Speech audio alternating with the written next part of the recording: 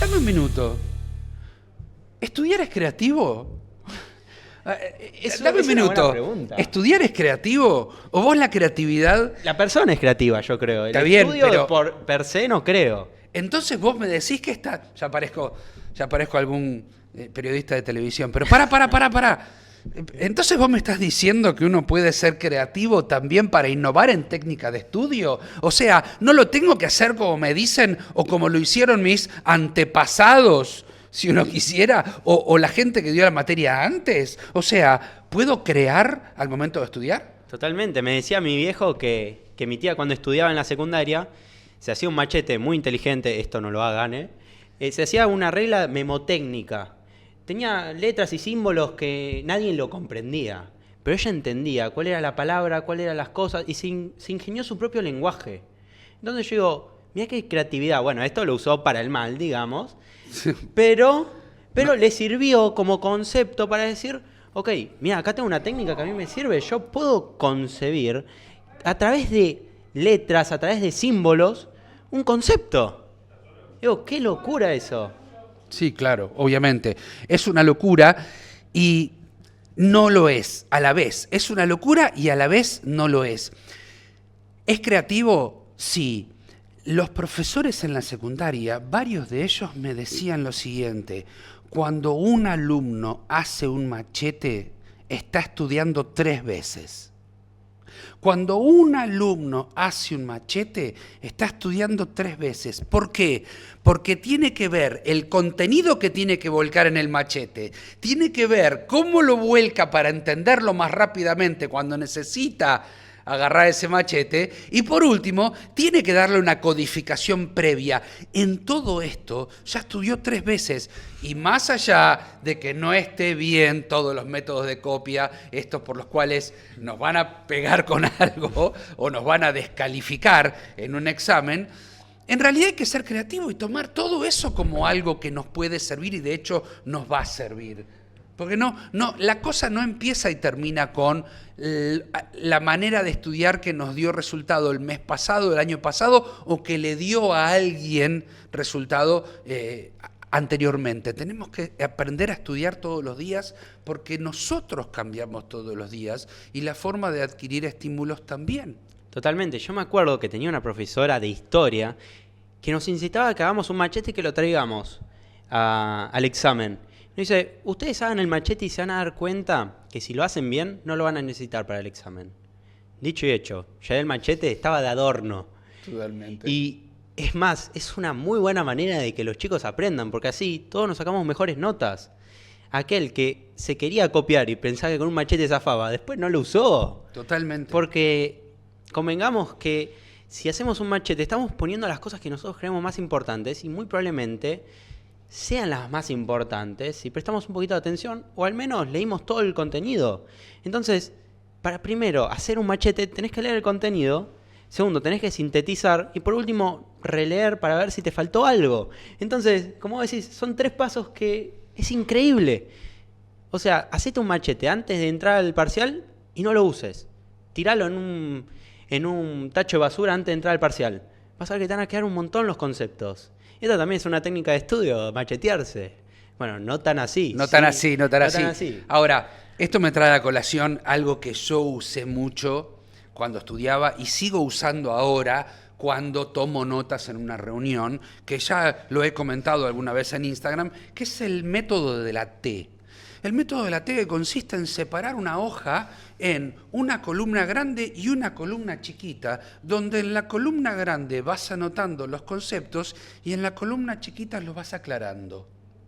Eso es una especie de macheteo en vivo y en directo, porque mientras tomás dato de lo que se está diciendo en forma explícita, vas procesando y anotando el resultado de tu procesamiento en otra columna. Y en esa otra columna podés hacer referencias a textos, podés hacer referencia a algunas cuestiones que está mencionando sotovoce el docente o que te está deslizando o dejando entender, por ahí alguna perlita del tema que otros no hayan pescado al vuelo. Esa técnica de la T sirve muchísimo para ser eso que podría llegar a ser un machete legal en tiempo real. Claro.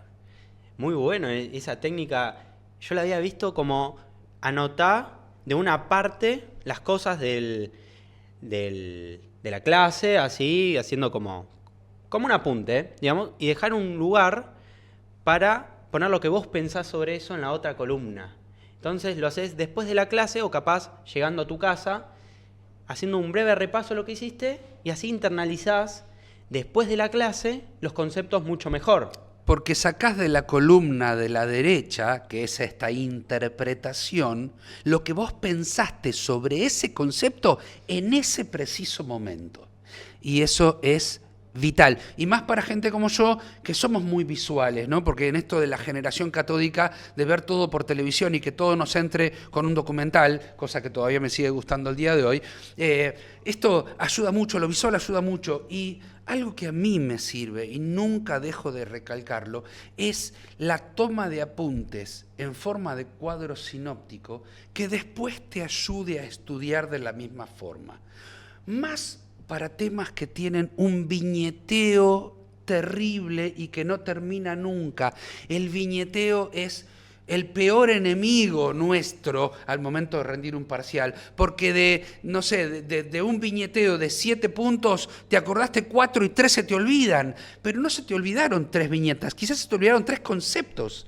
Entonces, las 7 claves de... Exactamente. Y de ahí te acordaste 4 y las 3 te quedaron y no, porque tenés que darme las 7. Y el cuadro sinóptico sirve para eso, porque inclusive uno va haciendo todo ese viñeteo con flechitas y puede ir mezclando conceptos dentro de una misma hoja, y ahí es cuando uno ve que gráficamente y visualmente el conocimiento es dinámico dentro de un instrumento totalmente estático como una hoja de papel.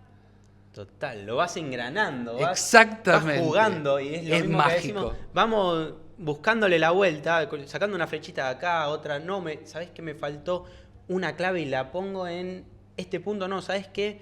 Voy a agarrar y voy a arrancar de nuevo, voy a hacerlo bien y capaz después te quedó la flecha y vos te acordás, decís, pero ¿cuál era el último concepto? Ah, no, es por la flecha y era ese. Y terminás escribiendo en el último renglón, en el margen, en el encabezado, y mezclás flechas para todos lados. Y cuando estudiás y te volvés a poner en ese lugar, en el momento en el que estabas tomando el conocimiento, esto te refresca un montón. Y ¿sabés qué? No solamente te refresca el conocimiento, sino que te refresca la situación en la cual tomaste ese conocimiento. Realmente lo recomiendo muchísimo, a mí me sirvió muchísimo, porque siempre queda ligado a la sensación. Cuando un conocimiento queda ligado a una sensación, tiene una permeabilidad mucho más grande adentro de nuestra conciencia, adentro de nuestra memoria de mediano largo plazo, ¿no? Porque si no, todo estudiamos para el corto plazo. Total, así se integra mejor. Y mismo había hablado en el anterior episodio, había dado una perlita ahí, del estudio espaciado. Uh-huh. Hay muchas veces que nos vamos a poner a repasar, capaz nos quedan 3 días de parcial, y esto también es muy importante, planifiquen para el parcial porque las técnicas de estudio a veces hacen maravillas, a veces no. Entonces, intentemos jugarnos un poco más a favor y planifiquemos mejor el estudio para ver determinada dificultad, tanto tiempo antes, determinada dificultad, tanto tiempo antes. Esto primero y principal, pero justo lo que vos decís puede ir muy bien con esto de el conocimiento espaciado, el aprendizaje espaciado. ¿Por qué? Porque vos primero podés aprender en el aula y después lo vas reforzando el día que venís a tu casa, después lo agarrás a los 3 días, después lo agarrás a la semana, y eso se va fijando los contenidos de otra manera que si lo lees todos los días. A veces no hace falta estudiar todos los días, porque estudiar todos los días es como meterte martillazos y hay mucha información, esa en la cabeza no llega a procesar tanto. Entonces, una técnica muy buena la que yo hago es, ok, quizás estudio unidad 1, unidad 2, un día, y después la dejo reposar por 3 días. Y de paso voy estudiando hasta la 8 los 3 días siguientes. Esto para que se me afirme mejor el aprendizaje. Si esto lo tomás con tiempo, es una técnica que incluso muchos de los conceptos te quedan hasta después del parcial, que eso también lo que habíamos hablado, que estudiás memorizando, das el parcial y después al otro día te olvidaste del 50%, 70% de lo que estudiaste. Ahora, quiero meter un poquito de pimienta al tema. El diablito bueno y el diablito malo.